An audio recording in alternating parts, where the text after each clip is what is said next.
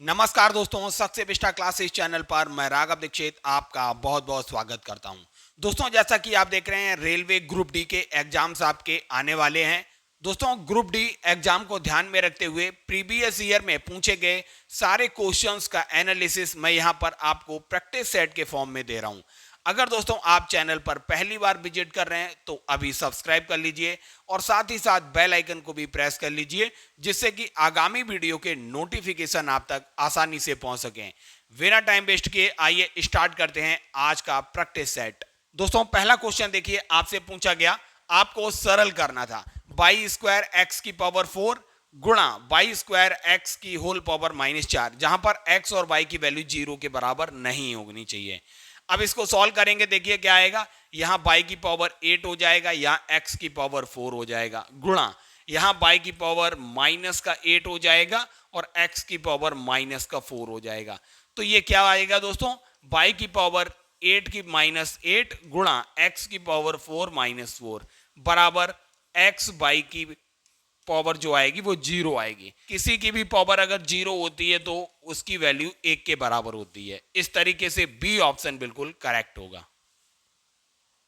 दोस्तों, ये प्रश्न आपसे समानुपात से पूछा गया।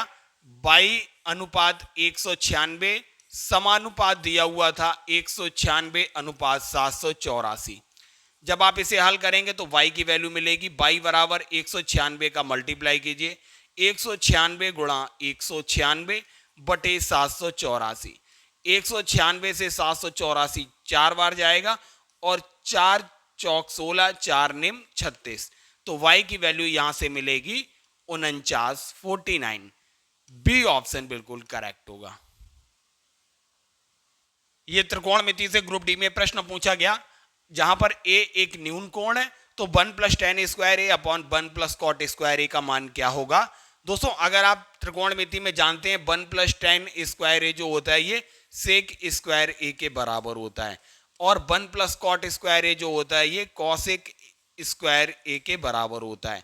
और सेक बराबर क्या होता है, 1/cos, तो 1/cos स्क्वायर ए अपॉन कॉसेक स्क्वायर ए क्या होता है, 1/sin स्क्वायर ए हो जाएगा। साइन स्क्वायर ए टॉप पर पहुंच जाएगा, तो ये साइन स्क्वायर ए अपॉन कॉस स्क्वायर ए, ये किसके बराबर हो जाएगा दोस्तों, tan स्क्वायर ए। बी ऑप्शन करेक्ट है। अगला प्रश्न दोस्तों आपसे समुच्चय से पूछा गया। आपको यहां पर 2 समुच्चय दिए हुए थे, प्रत्येक समुच्चय में 3 संख्याएं दी हुई थी, इनका आपस में रिलेशन फाइंड करना था। वही रिलेशन चारों ऑप्शन में जहां पर मैच हो जाएगा वही इसका आंसर हो जाएगा। अगर आप देखेंगे, पहला समुच्चय उठाएंगे तो 9 का गुणा अगर दोस्तों 15 से करेंगे तो 15 निम्मा 135 हो जाएगा। 135 का गुणा अगर आप 3 से करेंगे तो आपको बीच वाली संख्या 405 मिल जाएगी। ऐसे ही दूसरा समुच्चय उठाइए, 7 का गुणा 13 से करेंगे तो 91 आएगा। 91 का गुणा 3 में करेंगे तो बीच वाली संख्या 273 मिल जाएगी। ऐसे ही जब यही रिलेशन आप इन चारों ऑप्शन में लगाएंगे तो आपको ऑप्शन तीसरा देखिए मिल जाएगा, 11 पंजे 55 हो जाएगा। 55 का गुणा 3 में करेंगे तो बीच वाली संख्या 165 मिल रही है, इसलिए तीसरा ऑप्शन बिल्कुल करेक्ट होगा। अगला प्रश्न दोस्तों आपसे पूछा गया, एक आयत की लंबाई इसकी चौड़ाई से 5 सेंटीमीटर अधिक है। यदि आयत का क्षेत्रफल 215 सेंटीमीटर स्क्वायर हो तो आयत की चौड़ाई W ज्ञात करने का समीकरण क्या होगा। अगर दोस्तों हम आयत ABCD मान लें, इसकी चौड़ाई अगर W है तो इसकी लंबाई W + 5 हो जाएगी, जैसा कि क्वेश्चन में दिया हुआ है।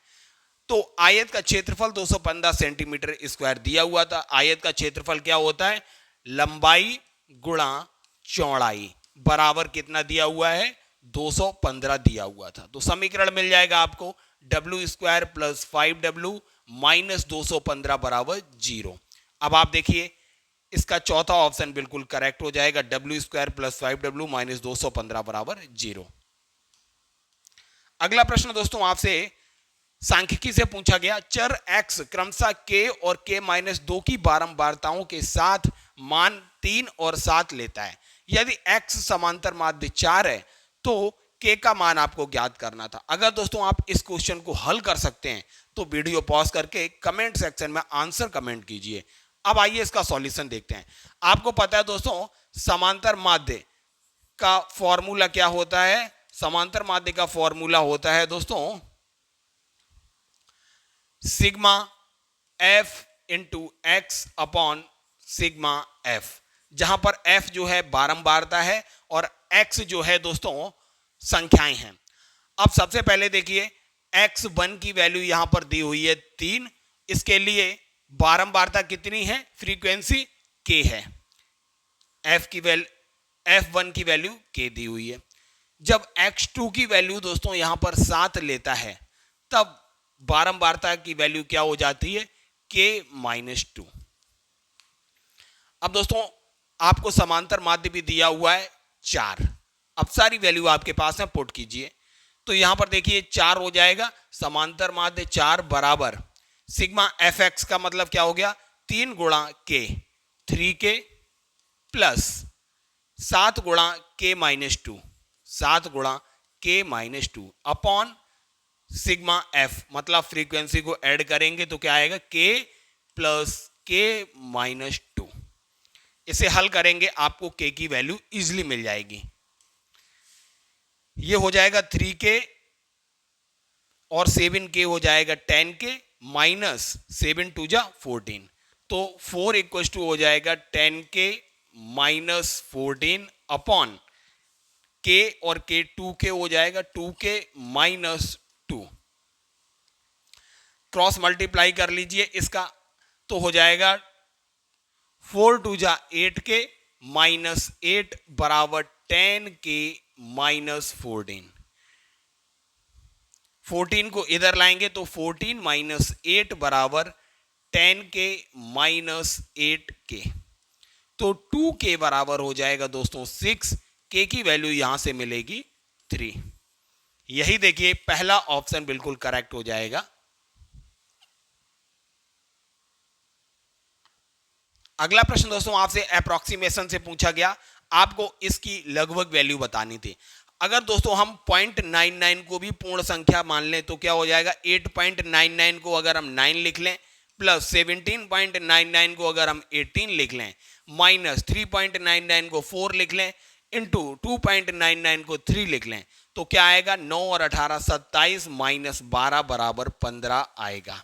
अप्रोक्सीमेट आंसर इसका 15 होना चाहिए था, दूसरा ऑप्शन। हमने दोस्तों इन 0.99 को इसलिए पूर्ण संख्या के रूप में लेके हल कर लिया क्योंकि इसके ऑप्शंस में काफी अंतर दिया हुआ था। यही मेथड आप भी एग्जाम में लगा सकते हैं। अगला प्रश्न दोस्तों आपसे पूछा गया एचसीएफ और एलसीएम से। 408 1032 के महत्तम समापवर्धक एचसीएफ को 516 m माइनस 252 गुणा 4 के रूप में व्यक्त किया जाता है, तो m का मान आपको ज्ञात करना था। सबसे पहले हम दोस्तों एचसीएफ निकाल लेते हैं 408 और 1032 का। हम क्या करेंगे? सबसे पहले बड़ी संख्या को छोटी संख्या से डिवाइड कर देंगे। 408 दूना हो जाएगा 816, नीचे बचेगा 216। अब 216 408 को डिवाइड करेगा तो ये हो जाएगा 216 एकम 216, यहां पर रिमाइंडर बचेगा 192। अब दोस्तों 192 इस 216 को डिवाइड करेगा 216 को, 192 बन जा 192, तो यहां पर हो आएगा, यहां पर रिमाइंडर बचेगा 24। 24 जो है दोस्तों इस 192 को डिवाइड करेगा 8 बार जाएगा, पूरा कट हो जाएगा। इस तरीके से आप देखेंगे दोस्तों इसका एचसीएफ आएगा 24। तो 516 गुणा m माइनस 252 गुणा 4 बराबर एचसीएफ हम रख सकते हैं क्या है? 24। अब इसको हल कर लीजिए। 516 गुणा m बराबर 252 गुणा 4 हो जाएगा 1008 प्लस 24, तो m बराबर हो जाएगा 1032 बटे 516। 516 दूना 1032, तो m की वैल्यू यहां से मिल जाएगी 2। इस तरीके से दोस्तों चौथा ऑप्शन बिल्कुल करेक्ट हो जाएगा। अगला प्रश्न दोस्तों आपसे पूछा गया, यदि किसी संख्या और उसके व्युत्क्रम का योग 7 है तो नीचे दिए गए विकल्पों में से वह संख्या कौन सी हो सकती है? सबसे पहले हमने मान ली दोस्तों वह संख्या है x, इसका व्युत्क्रम हो गया 1/x, इसका योग दिया हुआ था 7 है, तो हल करेंगे क्या आएगा, x का गुणा x से होगा तो x स्क्वायर प्लस 1 बराबर 7x हो जाएगा। तो x square plus x square 7x इधर आएगा माइनस 7x प्लस 1 बराबर 0।